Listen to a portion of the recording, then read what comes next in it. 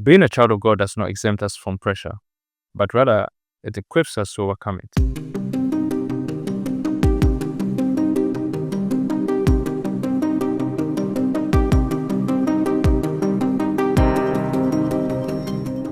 In both Daniel chapter 3 and chapter 6, their faith is tested publicly, politically, and personally. So today we're looking at being a child of God under pressure.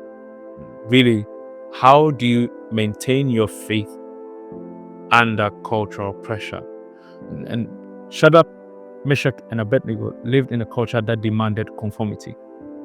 The golden image represented more than idol worship.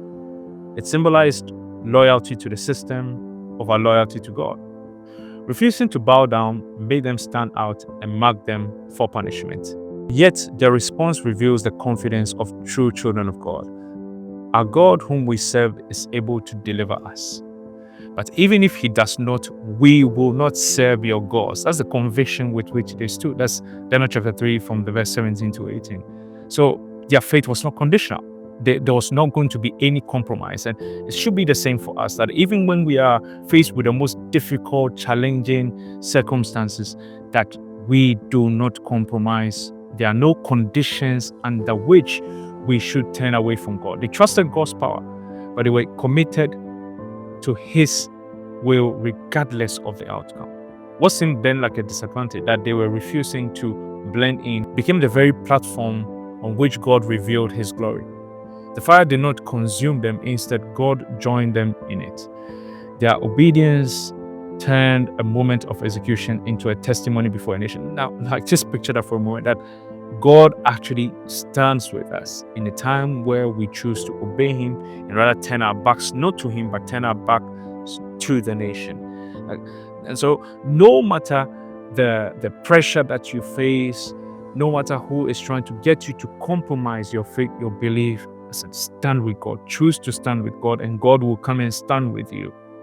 Together with his friends, they demonstrated faith under legal and political pressure. Daniel's faith was really tested, not by the culture, but by the Lord. This time around, this is the chapter 6. They were going to be tested in a special way. His enemies could not find any fault in him. And what they were not going to attack was his devotion to God. His prayer life was under attack. Listen, a decree had to be put in place which made sure that if Daniel dared to pray, he'll be compromised. And so what was once a private discipline became the evidence that was used against him. They saw the way that Daniel stood in a place of prayer daily. That is what they used to entrap him. So Daniel did not retreat. He did not reduce or rename his faith. The scripture says that he went home, he got down on his knees and prayed just as he had done before. This is Daniel chapter 6, the verse 10. There was nothing that was going to stop Daniel from praying to God. There was no amount of pressure whatsoever that was going to keep him away from the place of the altar. And so what will stop you from praying? And I always look at the fact that they said if they could set up a law that no one is to pray to any other god for 21 days, they thought it was going to bow. So what will happen then if you actually stayed in a place of prayer for at least 21 days continually? Being a child of God means remaining faithful even when obedience becomes costly. Daniel's consistency brought him into the lion's den, but it also positioned him for divine deliverance. God shut the mouth of the lions, and once again, what was meant for destruction became a declaration of power of God to an entire empire. What are the lessons that we can apply today?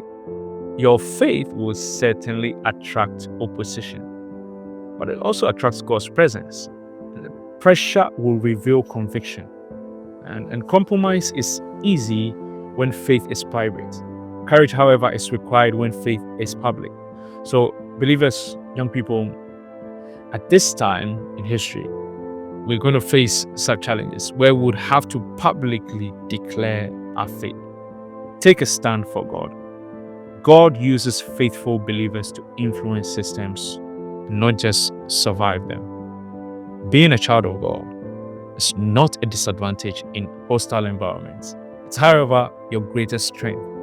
Like Daniel and his friends, you may be singled out, you might be misunderstood, or even targeted. But when you remain faithful, God turns trials into testimonies. Those who know their God shall be strong and do exploits. Daniel 11, verse 32. Stand firm, pray consistently, trust God boldly. Your faith is not a liability, it is God's instrument for impact.